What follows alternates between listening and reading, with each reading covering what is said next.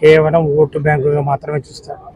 అందుకే ఆయన ఎంత దాచుకోవాలనుకున్నా కూడా ఆయన మైండ్లో దళితుల మీద ఉన్నటువంటి భావాలు అప్పుడప్పుడు ఇట్లా బయటపడతా ఉంటాయి. దళితులుగా ఎవరైనా పుట్టాలనుకుంటారా? దళితులు మేము ఎవరం కూడా ఈ మాట వినే పరిస్థితుల్లో లేము. చంద్రబాబు నాయుడు గారు ఒక్కసారి గుర్తుపెట్టుకోండి.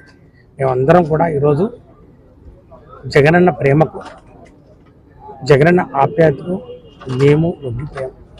మేము ఆయన మా మీద చూపిస్తున్నటువంటి ప్రేమ అభిమానాలకు మేము జన్మలకు ఆయనకు రుణపడి ఉంటాం. నువ్వు ఏం చేస్తావు? రైతులకు ఏమైనా మాట్లాడతావు? నీకు సిగ్గు సేవ పొందాలని అడుగుతున్నాను. నీకు దమ్ముంటే ఏమన్నా రండి. నీ 5 సంవత్సరాల్లో రైతులకు ఏం చేసావు, మేము 5 సంవత్సరాల్లో ఏం చేసామో చూపిస్తాను. నీవు ఏం చేసి ఎన్ని రకాలుగా రైతులు ఇబ్బంది పెట్టావు. వ్యవసాయం దండగన్నవాడు నువ్వు. నీ ఇష్టాచారంగా అప్పుడు ఇలాంటి వర్షాలు వచ్చినప్పుడు ధాన్యాన్ని దళారీ ద్వారా 800కి 900 కొని రైతులు నట్టి తీసేవాడు.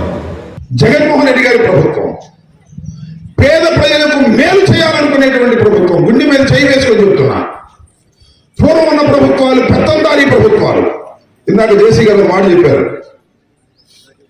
అసైన్మెంట్ భూములు పేదవాళ్ళకి అసైన్ చేసుకోమని గవర్నమెంట్ భూమి ఇస్తారు. అది అమ్ముకుని అక్కలేదు, పండించుకోవడం పట్టించుకోవడం లేకపోతే వదిలేసేవారు. కానీ జగన్మోహన్ రెడ్డి గారు ఏం చేశారంటే, ఎవరైతే అసైన్మెంట్ భూములు 20 సంవత్సరాల క్రితం ఇచ్చి పండించుకుంటున్నారో వారికి సర్వ హక్కులు ఇచ్చే విధంగా కేబినెట్ లో పాస్ చేసి జీవో ఇష్యూ చేశారు. 20 సంవత్సరాలు ఉంటే అది సొంత భూమి, అమ్ముకో.